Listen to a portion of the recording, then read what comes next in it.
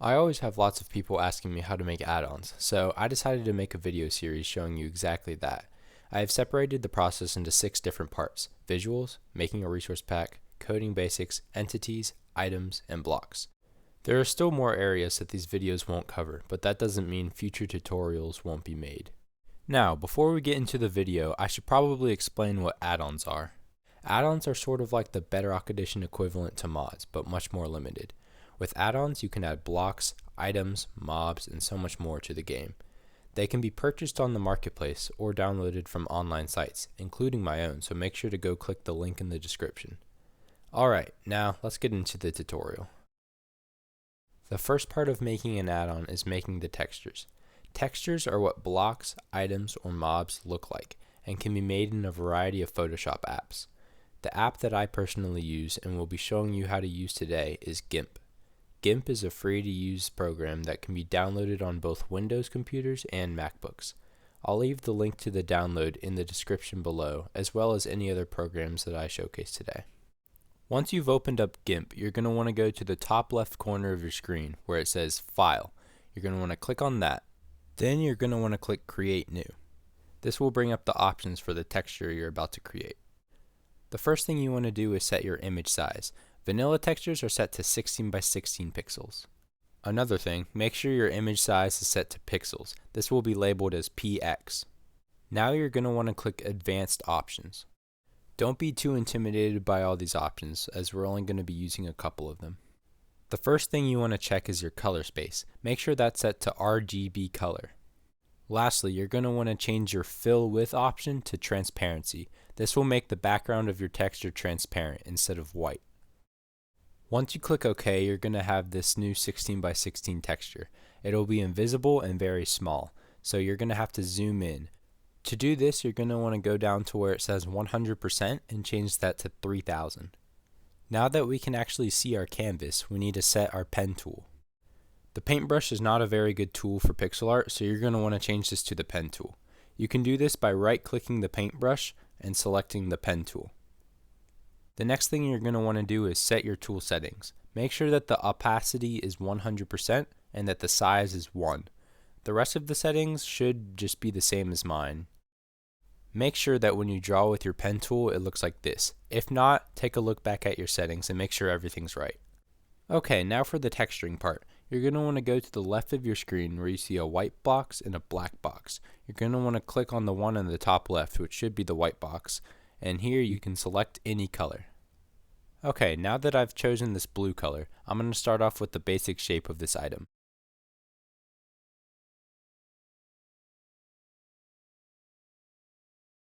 Okay, now that I have my item shape, we're going to want to add an outline around it to kind of give it a border. So we're going to grab a darker color, preferably a color that's similar to your main color. So here I'll choose a dark blue. Now we're going to want to add an outline around our shape. Mine is sort of like an egg or something like that. So I'm just going to go around the outside of the shape and add just a 1 pixel wide border. Now that we know what our shape looks like, I'm going to start shading. I'm going to grab a lighter blue to start with the lighter parts, and then later we'll do the darker parts of the shading. I'm going to start off with a very basic line with the lighter color, and then as we go, we'll kind of make it look more lifelike and better shaded.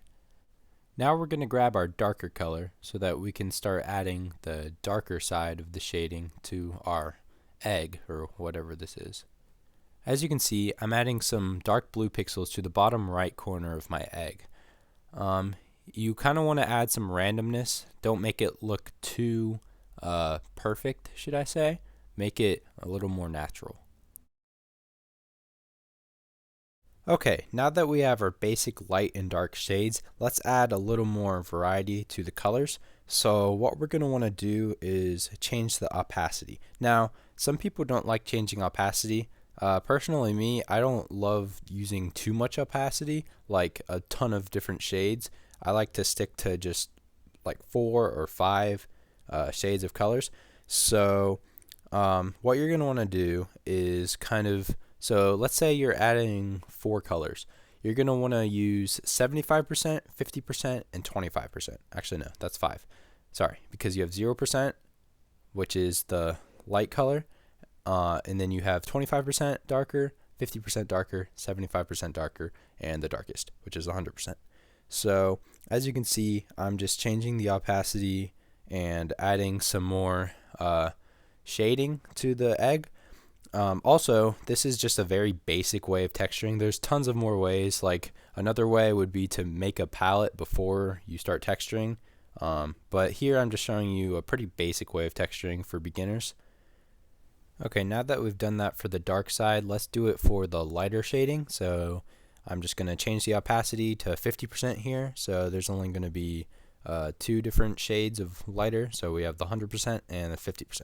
And here we go. Here's my egg. This is just a basic item that I just made for this tutorial.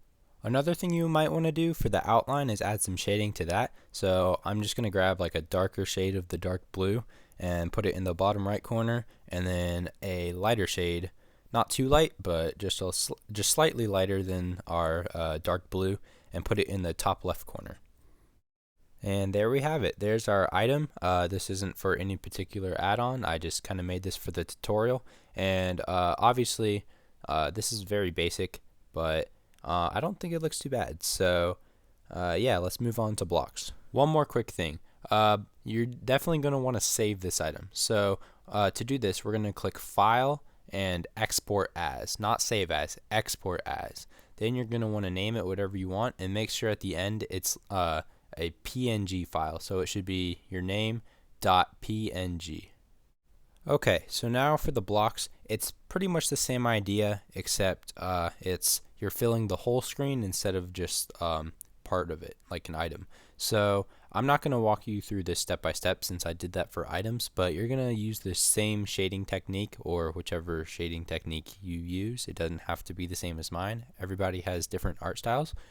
But yeah, so I'm just going to go through this real quick. And there we go. There's my finished block. I hope you like it. Now you're going to want to export as your block name.png.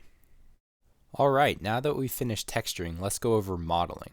Modeling is creating the shape of an entity or block or whatever you're using your model for, and it's very easy to use. I use a program called Blockbench. It's free to use, similar to GIMP, and I will be showing you exactly how to use it.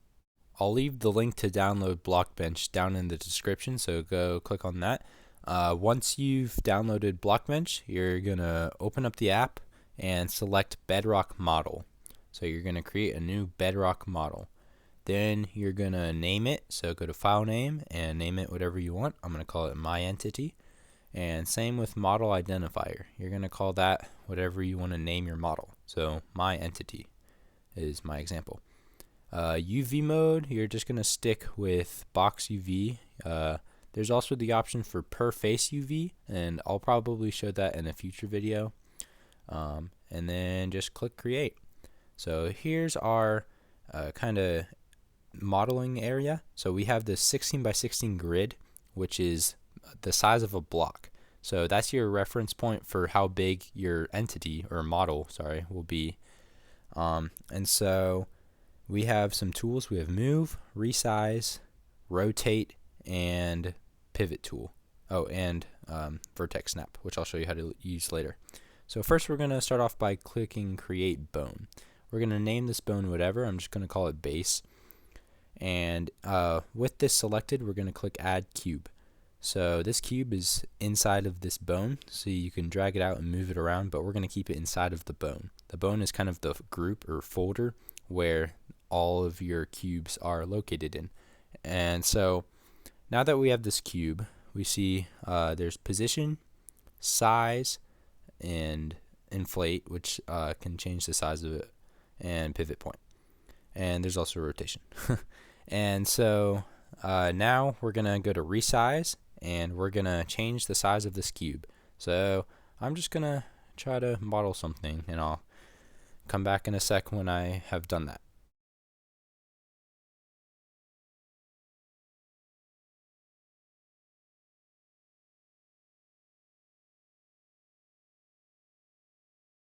Alright, here's my entity. I'm not really sure what it is, but it's something. Now what I'm gonna do is show you what all the other tools do. So I'm gonna create a new tool or a new cube and just kind of move it out here to the middle of nowhere. Alright, so resize tool, you know how that works. Rotate tool. So the rotate tool can only be used once we've set the pivot. I mean, it can still be used, but it'll just look really weird. So go to the pivot tool, click on the bone, and drag the pivot selector over to where you want the cube to pivot. So the pivot point is where the rotation happens, kind of. So as you see, if I grab the rotation tool and rotate this cube, you'll see kind of how it rotates. The next tool is the vertex snap. This is useful for connecting rotated cubes to other cubes. So if I select a cube and select the corner and then select another cube and select that corner, it'll connect the corners. So it'll be very nice looking, much easier than if you were to move it manually or move it yourself. Okay, now time for texturing. You're going to want to use the same method that we've been using for shading, except entities, it's a little trickier. So you're going to want to click on create texture or import texture if you already have a texture, but in this case we're going to do create texture. Then name it whatever, so my entity. Alright, don't worry about color yet or resolution, but for type, change it from blank to template. And in template texture, the color will be transparent, which is what we want. Resolution, just leave that, and leave everything else how it is. You don't want to mess with any of that. And there it gives us a template texture. So from here we are able to go over to the paint tab and start painting or texturing, unless you have already made a texture in a Photoshop app. So if I click on paint, you'll see there's a whole new set of tools. There's the paintbrush, paint bucket, the eraser, and the pick color tool, and many others. So we're going to select a color. I'm just going to get a random color, red, and I'm not really going to show you how to texture neatly because I've already done that. So we're just going to kind of randomly make something. So the paintbrush tool, it kind of just how the paintbrush tool works. Paint bucket, so on face mode it'll just fill one side of a cube. If you change that to element, then it'll do the whole cube. You can also change it from element to connected colors. So these are only specific colors, as you can see. And then there's also just colors. This means even if the colors aren't connected, it'll still do all the colors. So if I grab this color and add it to the middle here, as you can see, the colors are not connected. But if I grab the paint bucket and it's selected on colors and I fill it, I click on that color, it'll fill anything on that face that is the same color. So, and then the eraser works as you'd think. It erases, and the pick color, same for that, and there's like some other tools that we're not going to be using. Okay, so I'm just going to quickly make a random texture on this.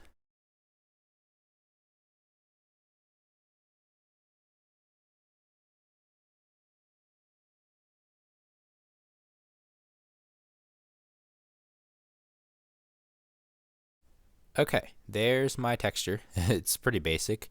I just kind of used a ton of colors. So now I'm going to add a face to this guy. So I'm just going to do the classic Minecraft eyes. So white on the outside, black on the inside. Oops, black on the inside. There we go. Let's add a smile. So let's grab like a darker red and just something. Yeah, that works. Perfect. There's my little, I don't even know what this is called. If you want to name this, leave a suggestion down in the comments. I'd love to hear what you're thinking. So I'm also gonna, let's write on it my entity, because that's kind of its model name, not its name, because you guys get to choose that. But yeah, let me just write something.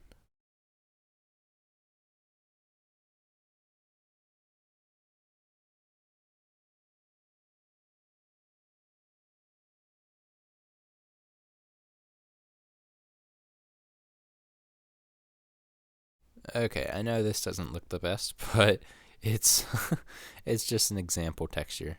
There we go. My entity. The Y is on the other side because I couldn't fit it, but that's okay. Yeah, I think it looks great.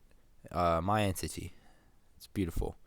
So now we're gonna want to save it. So you're gonna right click the image, click Save As, and you're gonna name it whatever .png.